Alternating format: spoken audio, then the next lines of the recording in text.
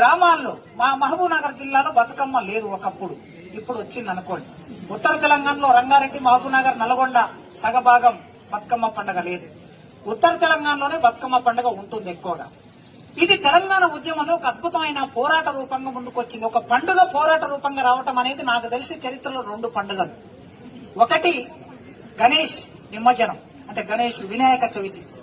Balgangadhar Tilak, Lal ball Paul అని అంటాం కదా, ఆయన బ్రిటిష్ వారికి వ్యతిరేకంగా యూత్ నంతా సమీకరించడానికి, పోరాటం చేయడానికి ఆనాడు వినాయక ఉత్సవాలను తీసుకొచ్చాడు. అది ఒక పోరాట రూపంగా వచ్చింది. అది ఇప్పుడు ఇక ఎట్లా విస్తరించిందో మనందరికీ తెలుసు. రెండోది తెలంగాణ ఉద్యమంలో బతుకమ్మ పండుగ పోరాట రూపంగా వచ్చింది. రోడ్లన్నీ బతుకమ్మ పండుగతో నిండిపోయాయి, ఊర్లన్నీ బతుకమ్మ పండుగతో నిండిపోయాయి. హైదరాబాద్ ట్యాంక్ బండ్ బతుకమ్మ పండుగతో నిండిపోయింది.